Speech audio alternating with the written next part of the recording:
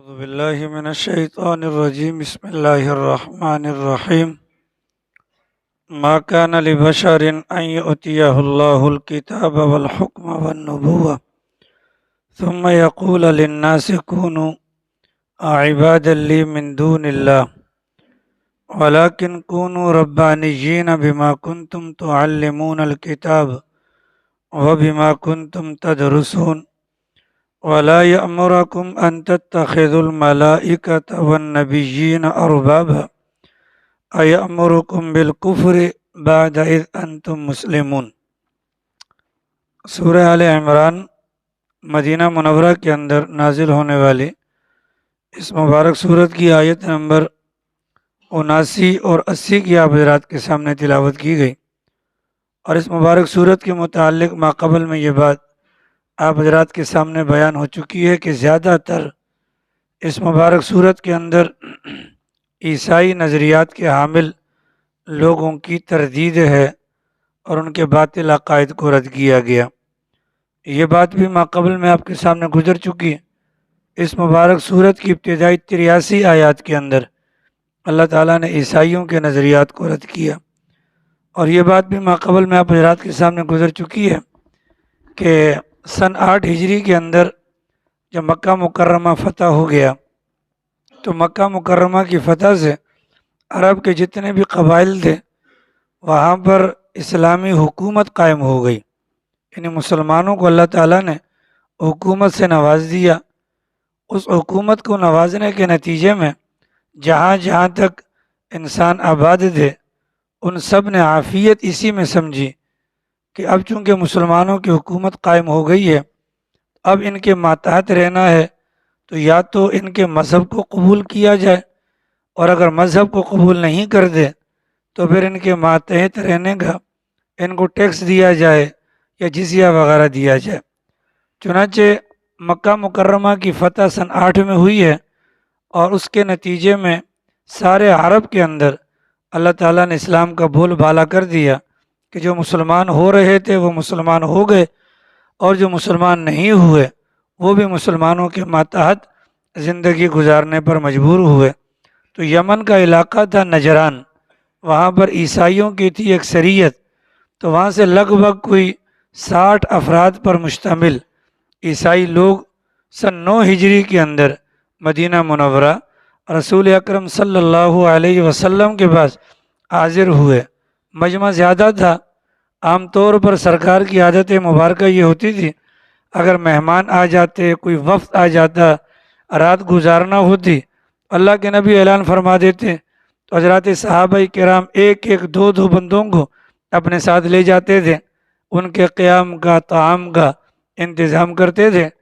لیکن یہ چونکہ افراد تھے 60، اور ان لوگوں نے اس بات کو پسند نہیں کیا کہ ہم الگ الگ رہیں، بلکہ ان کی تمنا تھی کہ ہم سارے رہیں گے اور ایک ساتھ رہیں گے، اور اتنی بڑی جگہ مدینہ منورہ میں موجود نہیں تھی کہ ان کو رکھا جائے، اس لیے ان کے قیام کا انتظام مسجد نبوی کے اندر کیا گیا، اور مسجد نبوی کے اندر رہتے ہوئے اپنے مذہب کے مطابق یہ لوگ نمازیں بھی پڑھتے تھے۔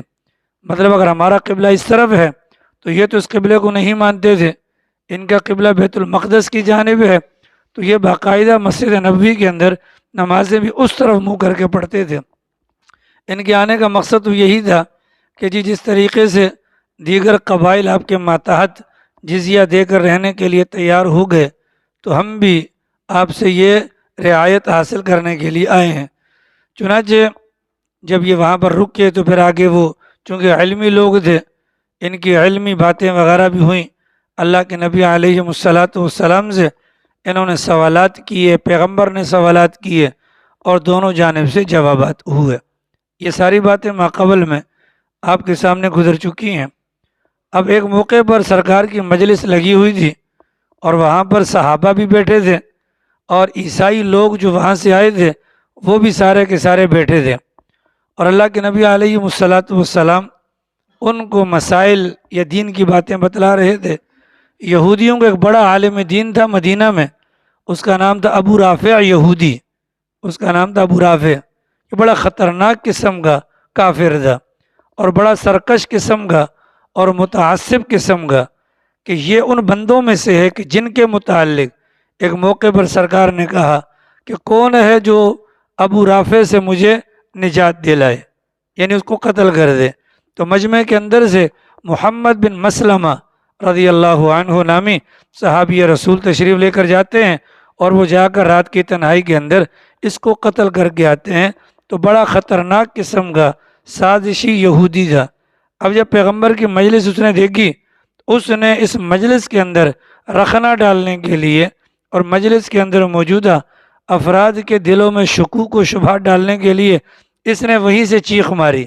اس نے کہا محمد، یہ آپ کے سامنے جو عیسائی بیٹھے ہوئے ہیں، جس طریقے سے یہ حضرت عیسیٰ کی پوجا کرتے ہیں، کیا آپ چاہتے ہیں کہ ہم بھی آپ کی پوجا کرنے لگ جائیں؟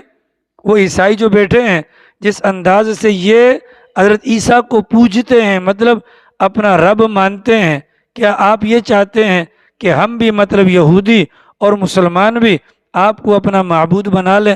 یہ اس کا جو یہ وار تھا، یہ وار اس مقصد سے تھا کہ مسلمانوں کے دماغ کے اندر بھی ایک بات آ جائے اور عیسائی بھی بہت زیادہ پریشان ہو جائے۔ اللہ کے نبی علیہ السلام کے سامنے جب اس نے یہ پیشکش کی، اس پر اللہ تعالیٰ نے قرآن کریم کی آیت مبارکہ نازل فرمائی کہ ما کان لبشر، کسی بھی بشر کو یہ زیب نہیں دیتا۔ اللہ تعالیٰ نے انسان نہیں کہا، اللہ تعالیٰ نے بشر کہا۔ گویا کہ جو بشر ہے یہ سب سے اونچا مقام ہے، یہ سب سے اونچا مقام ہے۔ آگے والی جو باتیں اللہ فرما رہے ہیں، یہ انسان یعنی کہ بشر میں سے جن لوگوں کے ساتھ خاص ہیں ان کو نبی کہا جاتا ہے۔ اللہ تعالیٰ فرماتے ہیں کسی بشر کو یہ بات زیب نہیں دیتی، یہ کسی بھی بشر کے شایان شان یہ بات نہیں ہے، یہ کسی بھی بشر کے لائق یہ بات نہیں ہے کہ وہ ایسا ہو کہ اس کو اللہ کتاب دے، اللہ اس کو عقل دے، اللہ اس کو نبوت دے۔ کیا کہا میں نے؟ سمجھ میں آ گئی نا؟ جی، اللہ اس کو کتاب دے، اللہ اس کو حکمت دے، اللہ اس کو نبوت دے، اور نبوت ان تمام چیزوں کو ملنے کے بعد وہ بندہ لوگوں سے یہ کہے کہ مجھے اپنا معبود بنا لو۔ حضرت عیسیٰ کے متعلق عیسائیوں کا یہی دعویٰ ہے کہ ہمارے بڑوں نے ہمیں بتلایا، ان کو حضرت عیسیٰ نے کہا تھا کہ مجھے اپنا معبود مان لو۔ اللہ تعالیٰ نے اس بات کی تردید کر دی، ما کان لبشر، کسی بھی بشر کے لیے، کسی بھی انسان کے لیے یا کسی بھی نبی کے لیے یہ ممکن ہی نہیں ہے، یا کسی انسان کو اگر اللہ عقل دے، کسی انسان کو اللہ نبوت دے، یا کسی انسان کو اللہ کتاب دے، تو وہ لوگوں کو تعلیم دے گا اللہ کا بندہ بننے کی، نہ کہ وہ یہ تعلیم دے گا کہ میرے بندے بن جاؤ۔ تو یہ غلط قسم کے نظریات عیسائیوں کے اندر رائج تھے۔ ابو رافع یہودی نے اسی عقیدے کو اٹھا کر سامنے کیا کہ جس طریقے سے یہ عیسیٰ کو پوجتے ہیں ہم آپ کو پوجنا شروع کر دیں۔ اللہ نے جواب دیا، ما کان لبشر، کسی بھی بشر کے لیے مناسب نہیں ہے، بشرطے کہ وہ بشر کیسا ہو، ان یؤتیہ اللہ الکتاب، اس کو اللہ نے کتاب دی ہو۔ اللہ نے کتاب کس کو دی ہے؟ نبیوں کو دی ہے۔ اللہ نے حکمت کس کو دی ہے؟ نبیوں کو دی ہے۔ اللہ نے نبوت کس کو دی ہے؟ نبیوں کو دی ہے۔ تو جو ان خصائل کا حامل ہوگا، بھلے وہ محمد الرسول اللہ ہو، یا حضرت ابراہیم علیہ السلام ہو، یا حضرت عیسیٰ علیہ السلام ہو، وہ سارے کے سارے بشر تھے۔ اللہ کیا فرماتے ہیں؟ وہ سارے کے سارے بشر تھے، گویا کہ وہ نور نہیں تھے، وہ نور ما کان لبشر۔ اللہ فرماتے کسی بھی بشر کے لیے کہ جس کو اللہ کتاب دے، تو اللہ کتاب کس کو دیتا ہے؟ نبی کو دیتا ہے۔ اللہ فرما رہے ہیں کہ نبی بشر ہوتا ہے، نبی نور نہیں ہوتا۔ حضرت عائشہ سے پوچھا گیا سرکار کے اخلاق کے بارے میں، سرکار کے گھر کے معاملات کے بارے میں، تو حضرت عائشہ نے کیا فرمایا؟ ہمارے پیغمبر صلی اللہ علیہ وسلم عام انسانوں کی طرح ایک انسان ہیں۔ جو انسان اپنے گھر پر جو کام کرتا ہے، ہمارے پیغمبر بھی وہی کام کرتے تھے۔ اپنے کپڑوں کو صاف کرنا، اپنے جوتوں کو گانٹھ دینا، بکری کا دودھ نکال لینا، ایک عام انسان بھی گھر کے اندر یہ کام کرتا ہے، تو ہمارے پیغمبر بھی یہ کرتے تھے۔ وہاں پر بھی یہ لفظ ہے عام انسانوں کی طرح ایک انسان ہے۔ حضرت عائشہ نے یہ نہیں کہا کہ نہیں عام انسان تو انسان، ہمارے پیغمبر تو نور تھے۔ تو پیغمبر کے متعلق جو کہا گیا کہ نور من نور اللہ، یہ اللہ کے نور میں سے ایک نور ہے، اور سمجھا یہ جاتا ہے کہ یہ پیغمبر کی شان کو بڑھانا ہے، در حقیقت یہ پیغمبر کی شان کو گھٹانا ہے۔ اس لیے کہ نور جو ہے وہ نور سے اللہ تعالیٰ نے فرشتوں کو پیدا کیا، نور سے اللہ نے فرشتوں کو پیدا کیا، تو ان فرشتوں کا بھی امام اللہ نے ہمارے پیغمبر صلی اللہ علیہ وسلم کو بنایا ہے۔ آپ جانتے ہیں جبرائیل امین تمام نبیوں کے پاس وحی لے کر آتے تھے، اور جبرائیل کی پیدائش نور سے ہوئی ہے۔ کس سے ہوئی ہے؟ نور سے ہوئی ہے۔ اگر نور کے مقابلے میں بشر افضل نہ ہوتا تو تمام نبیوں کو چاہیے تھا کہ وہ جاتے جبرائیل کے پاس۔ جبرائیل کیوں آیا خادم بن کر تمام نبیوں کے پاس؟ ٹھیک ہے، تو یہ مقام کو بڑھانا نہیں ہوتا بلکہ یہ مقام کو گھٹانا ہوتا ہے۔ ما کان لبشر، کسی بھی بشر کے لیے، مطلب کوئی بھی نبی ایسی بات کہہ نہیں سکتا۔ اگر کوئی کہے گا تو وہ نبی نہیں ہوگا، اولاً کوئی کہہ نہیں سکتا، اور اگر کوئی کہے گا وہ نبی نہیں ہوگا۔ 1.25 لاکھ نبیوں میں سے کسی نبی نے بھی یہ بات نہیں کہی ہے، اور یہ بہت بڑا شرک ہے۔ ٹھیک ہے، نبی کیا کہتے ہیں؟ کونو عباد لی، یہ نہیں کہا بلکہ کیا کہتے ہیں؟ کونو ربانیین، تم اللہ والے بن جاؤ۔ نبیوں کی تعلیم کیا ہوتی ہے؟ تم اللہ والے بن جاؤ، تم اللہ والے بن جاؤ۔ اس زمانے کے یہودی اور عیسائیوں کے نظریات وہ تھے کیا؟ ان کو پوجنا ہے، نبیوں کو رب بنانا ہے۔ موجودہ زمانے کے مسلمان اگرچہ اس بری حرکت کے اندر مبتلا تو نہیں ہیں، لیکن مسلمانوں کے جو نام ہیں نا، نام، ان ناموں کے اندر شرکیہ کلمات موجود ہیں۔ ٹھیک ہے، کون کون تھے جی؟ پیر بخش ایک مثال ہے، پیر بخش، نبی بخش، ہاں، عبد النبی، عبد المسیح، ہاں، عبد المصطفیٰ، یہ سارے کے سارے وہ نام ہیں کہ جن ناموں کے اندر شرک کی آمیزش پائی جاتی ہے۔ عبد کا مطلب کیا ہوتا ہے؟ بندہ، تو عبد النبی کا مطلب کیا ہوگا؟ نبی کا بندہ، حالانکہ ہم بندے نبی کے نہیں بلکہ اللہ کے ہیں۔ عبد المسیح کا مطلب کیا ہوگا؟ مسیح کا بندہ، جبکہ ہم بندے کس کے ہیں؟ اللہ کے بندے ہیں۔ واضح ہو گیا جی؟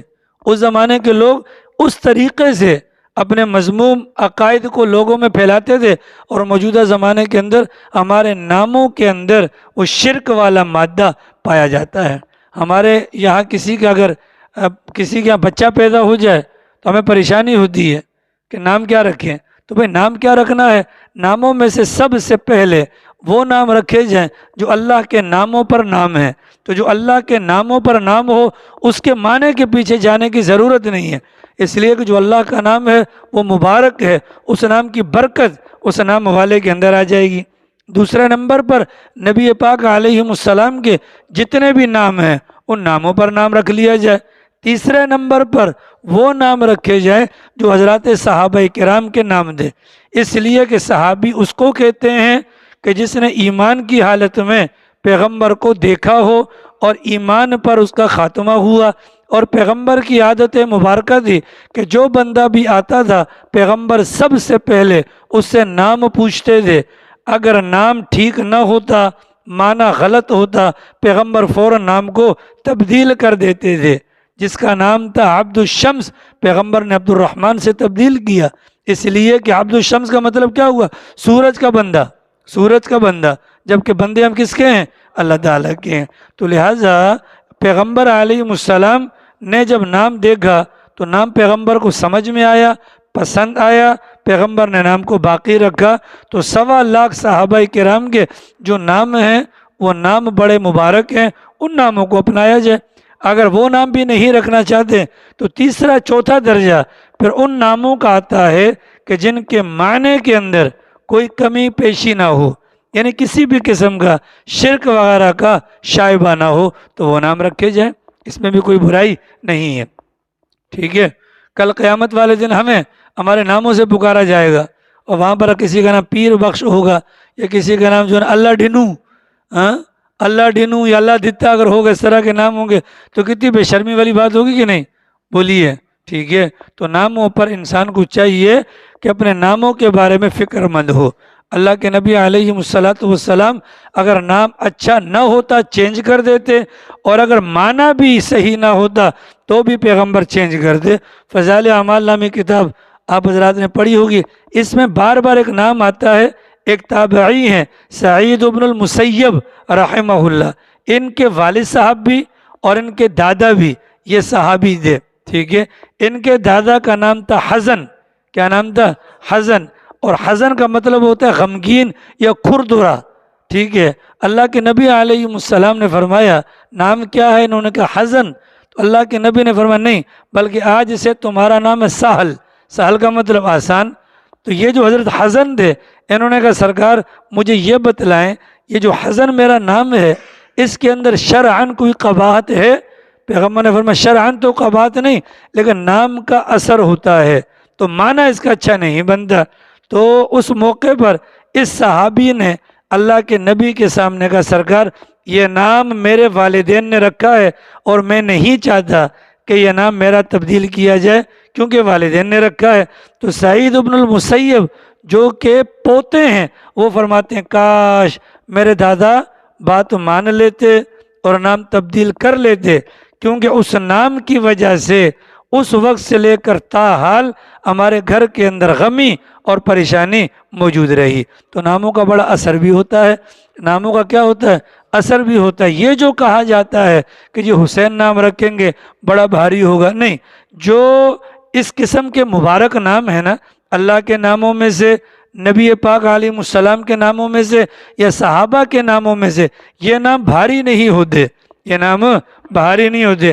حسن اور حسین اگر اتنا بھاری تھا اللہ میاں کو کیا ضرورت تھی حضرت آدم سے لے کر پیغمبر کے نواسوں کی ولادت تک اس نام کو خدا نے چھپا کر رکھا۔ اللہ کوئی بھاری چیز چھپا کر رکھتا ہے؟ بولو، جو چیز فضول ہوگی اللہ اس کو عام کر دیں گے، اللہ اس کو کیا کر دیں گے؟ عام کر دیں گے۔ تو یہ نقطہ نظر کہ نام بہت بھاری ہے، نام کا اثر ہوتا ہے، انکار نہیں، لیکن اگر ہم اللہ کے نام پر نام رکھیں گے یا پیغمبر کے ناموں پر نام رکھیں گے یا صحابہ کے ناموں پر نام رکھیں گے تو برکت کے لیے کریں گے۔ کس کے لیے کریں گے؟ تو جب برکت کے لیے کریں گے تو ہمیں برکت ہی ملے گی، ہمیں کچھ بھی اور نہیں ملے گا۔ تو ناموں کے بارے میں اپنے اپنے ناموں کے بارے میں غور و فکر کیا کریں۔ بعض لوگوں کی عادت تو قرآن سے نام رکھیں گے، ٹھیک ہے، تو قرآن میں تو فرعون بھی آتا ہے تو رکھ لیا کرو، پھر کیوں نہیں رکھتے ہو؟ قرآن کے اندر تو حامان بھی آتا ہے، قارون بھی آتا ہے، تو کیا ان کے نام رکھیں گے؟ نہیں۔ شریعت نے والدین کی ذمہ داری پہ ڈالی ہے کہ بچہ پیدا ہو جائے کان میں اذان دلوانی ہے، اچھا نام رکھنا ہے۔ سب سے اچھا نام کس کا ہے؟ اللہ کا، پھر نبی کا، پھر صحابہ کا، پھر وہ نام کہ جس کا معنی کیا ہو؟ اچھا ہو، نام معنی کیا ہو؟ اچھا ہو۔ ہمارے جو یہ کیپی والی پٹی ہے اس کے اندر ایک رواج ہے کہ ہر نام کے ساتھ اللہ میاں کے ساتھ میں لفظ جوڑ دو جی، ٹھیک ہے۔ نام ہے کیا؟ زاہد، زاہد اللہ، ہاں، وہ سمجھنے سے بڑی برکت آتی ہے، ایسا نہیں ہے۔ جو نام ہے وہ نام، اب اس کا نام ہے سیف اللہ، سیف الدین، سیف الدین، سیف اللہ رکھ لیتا تو اچھا تھا۔ حضرت خالد ابن الولید کا یہ لقب تھا تو سمجھ میں بھی آتا ہے، ٹھیک ہے۔ میں نام رکھ لوں سجاد اللہ، ٹھیک ہے، تو یہ عجیب و غریب نہیں ہوگا؟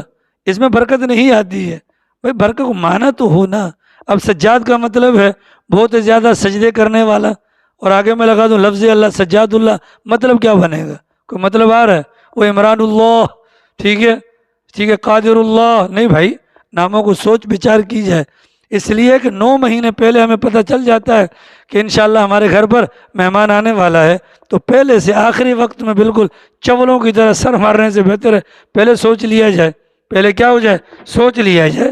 بحیثیت مسلمان جو ہمارے صحابہ یا قرآن یا نبیوں کی ذات جو ہے اتنی وافر مقدار میں ہے، اگر ہمارے 1.25 لاکھ بچے بھی پیدا ہو جائیں تو نام پھر بھی پورے ہیں۔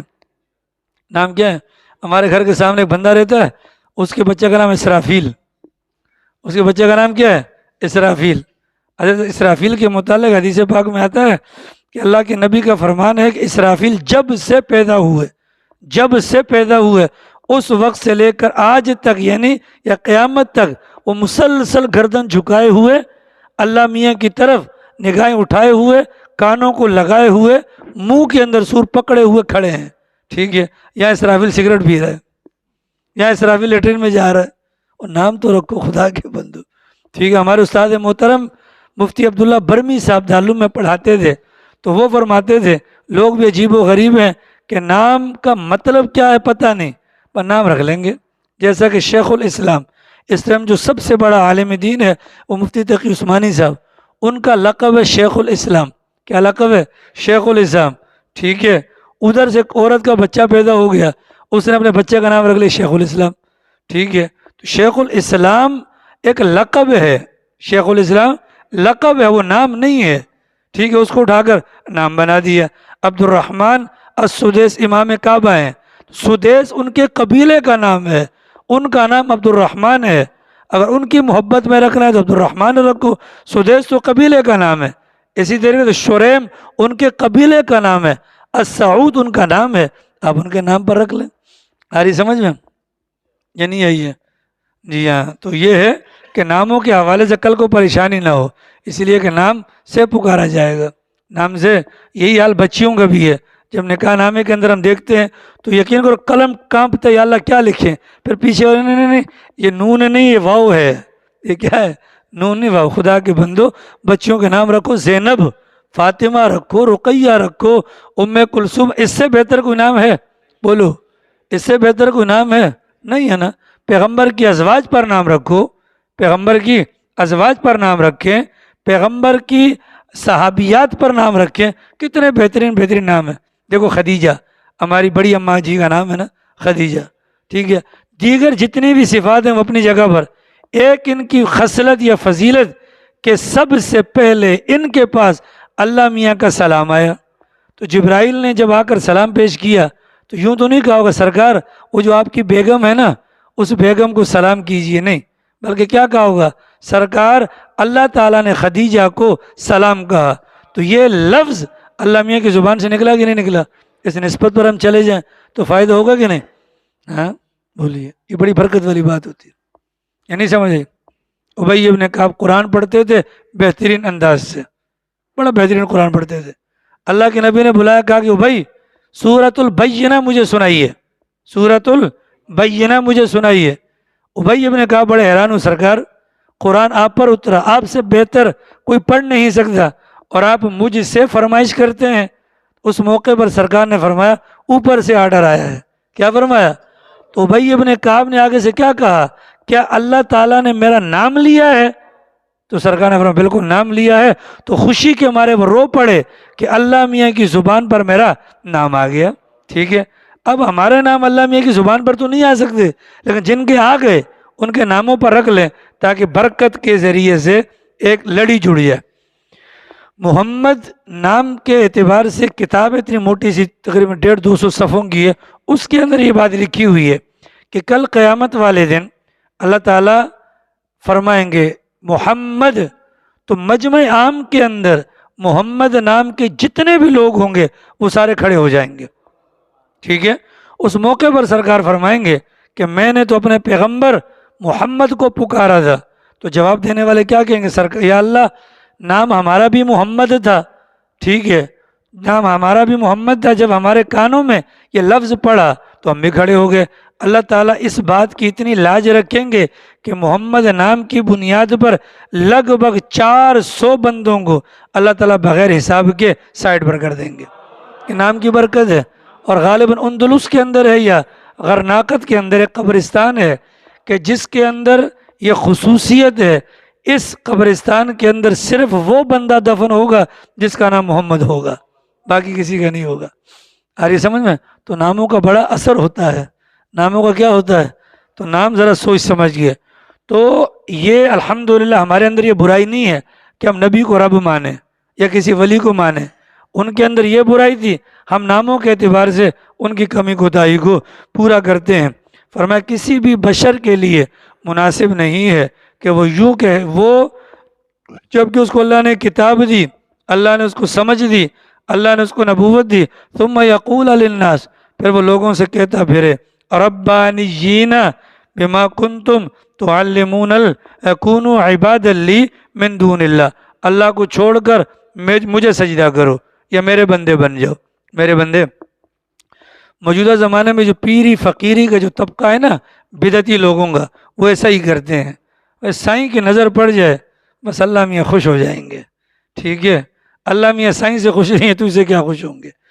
اور یہ سمجھ بدعتی قسم کے جو لوگ ہیں یہ نمازوں وغیرہ، آپ دیکھیے مجاور جتنے بھی ہیں قبرستانوں میں بیٹھے ہوئے ہیں ایک نماز نہیں پڑھتے، یاد رکھیے گا سب سے اہم چیز ہے نماز، ٹھیک ہے، نماز پیغمبر کو معاف نہیں ہوئی، نماز پیغمبر کو تب بھی معاف نہیں ہوئی جب 63 سال پیغمبر کی عمر تھی، ٹھیک ہے، اس وقت بھی معاف نہیں ہوئی جب پیغمبر کے پاؤں مبارک زمین پر لگ نہیں رہے تھے اور ٹیک کر پیغمبر آ رہے تھے۔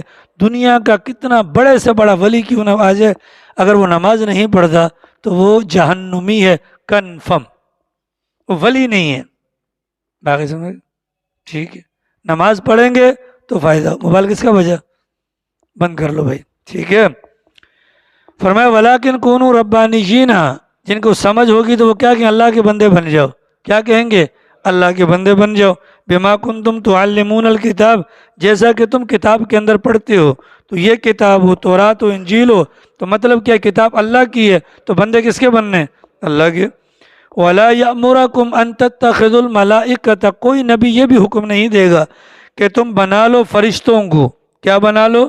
فرشتوں کو یا نبیوں کو، اربابن، خدا بنا لو، اربابن، خدا بنا لو، ٹھیک ہے۔ وضاحت کر دوں سر، آپ یہیں پر ہیں، اتخذوا احبارہم ورہبانہم اربابا من دون اللہ۔ یہودیوں کے متعلق اللہ نے قرآن میں کہا کہ یہ اپنے پیروں کو اور اپنے مولویوں کو انہوں نے اللہ کو چھوڑ کر خدا بنایا ہوا ہے۔ حاتم طائی کا نام سنا ہوگا آپ نے، حاتم طائی کا نام سنا ہے؟ وہ مسلمان نہیں ہو سکے، پہلے انتقال ہو گیا تھا، سخی تھا۔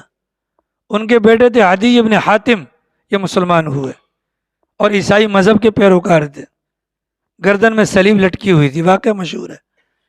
پیغمبر کے سامنے آئے، پیغمبر نے یہ حالات بیان کی، اتخذوا احبارہم، کہ یہ جو اہل کتاب ان کی عادت یہ ہے کہ انہوں نے پیروں کو اور مولویوں کو خدا بنایا ہوا ہے۔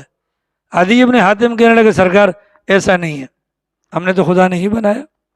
اللہ کے نبی نے فرمایا یہ بتاؤ اگر تمہارے پیر صاحب یا تمہارا مولوی کسی چیز کو کہ یہ حلال ہے اور کسی چیز کو کہ یہ حرام ہے تو کیا اس کے حلال کو تم حلال اور اس کے حرام کو حرام مانتے ہو کہ نہیں مانتے ہو؟ کہ بالکل سرکار ایسا تو ہے۔ فرمایا یہی بات تو اللہ تعالیٰ بیان کرنا چاہ رہے ہیں کہ حلال اور حرام کا جو اختیار ہے وہ صرف اللہ میاں کے پاس ہے۔ اگر اللہ میاں کے علاوہ کوئی حلال کو حلال یا حرام کو حلال کرے گا اور ہم اس کی بات مانیں گے تو گویا خدا کو چھوڑ کر ہم نے اس کو اپنا رب بنا لیا ہے، ٹھیک ہے، ٹھیک ہے۔ تو نہ یہ نبی کر سکتا ہے نہ ہی کوئی غیر کر سکتا ہے۔ حلال اور حرام کی پاور کس کے پاس ہے؟ اللہ میاں کے پاس ہے۔ ایامرکم بالکفر، کیا نبی تمہیں حکم دے گا کفر کا؟ بعد اذن تم مسلمون، بعد اس کے کہ جب تم فرما بردار ہو چکے ہو۔ گویا کہ نبیوں کی طرف یہ جو باتیں منسوب کی جاتی ہیں یا موجودہ زمانے کے اندر جو اولیاء اللہ کے مزارات پر جو جھگڑا اور جو اپنا وہ ہوتا ہے، جو کچھ ہوتا ہے، یہ نبیوں کی تعلیمات بھی نہیں تھی، اولیاء اللہ کی تعلیمات بھی نہیں تھی۔ لہذا کل قیامت والے دن کون پکڑا جائے گا؟ پیچھے ڈھول مارنے والے، اور وہ جتنے بھی اولیاء اللہ ہوں گے وہ سارے کے سارے مزے کریں گے۔ اللہ تعالیٰ توفیق عمل نصیب فرمائے، باقی انشاءاللہ۔